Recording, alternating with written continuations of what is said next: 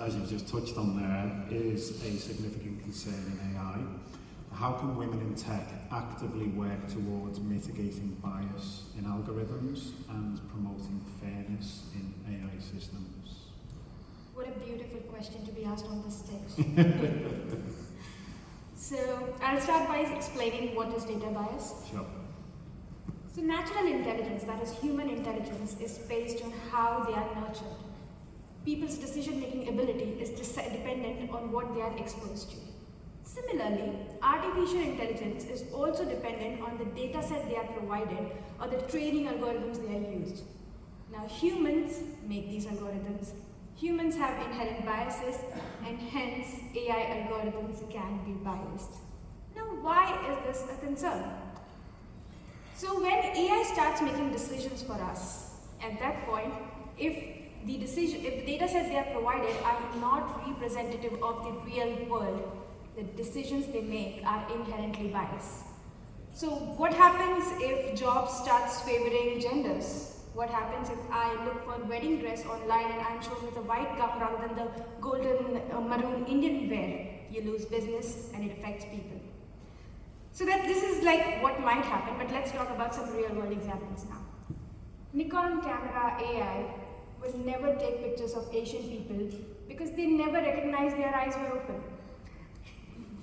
There was a big controversy in 2015 where Google image recognition labeled black people as gorilla. This is where racial bias enters the data sets.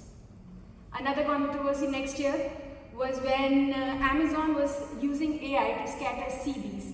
Turns out, because of the historical bias in the data sets, all higher end jobs were towards men and not towards women.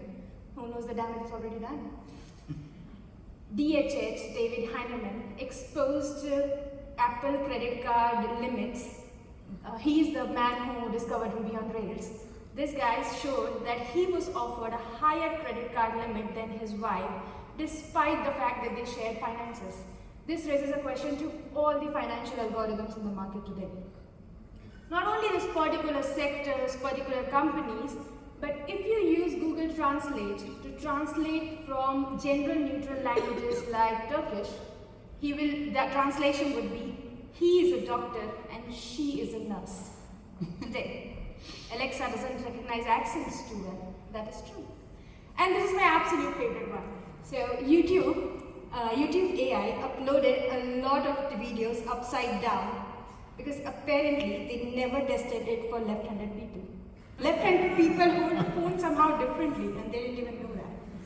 So it is not in the future, it is now, it is a concern, it is a problem, and all of these explain this. Now let's come to the fact that how is this imbibed in the system? How does this get manifested in the system? We have already talked about this. There's a lot of biases. First is underrepresentation, overrepresentation of a certain sections. That is in the data sets, so AI is trained in that way.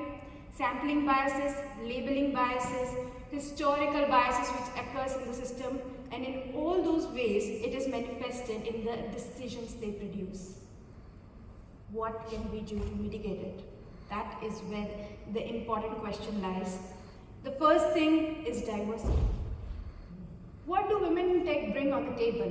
They bring diversity, they bring a different perspective, different thinking. With all of these, we can create data sets and algorithms which are neutral, which represents all the sections of the society rather than the major focused one. The second and most important is ethical frameworks. So recently I was talking to this Google employee about do they have any AI guidelines, and he pointed me to a web where data bias was very vaguely written. That is data bias, we should mitigate it. Wow. So we should actually work together to create frameworks. Have a step-by-step guidelines that these are the checks you need to do. Put algorithm auditing into it.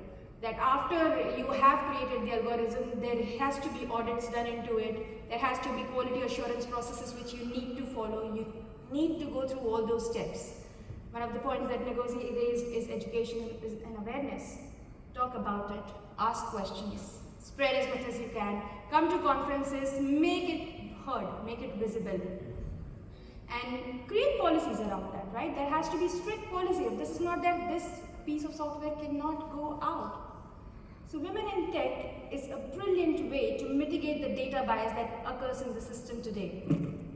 Lastly, I would like to leave you with a thought which is very well communicated with other people in the panel, which is that sometimes I feel that when women enter in tech, that is when, especially in engineering, what they do is they try to be like men. That is where diversity fails. That is where the cause is defeated. So be yourself, better yourself, embellish yourself, cherish yourself, and shout out loud enough that you are heard, and make sure you're heard. That's what will change the world. Thank you. Thank you.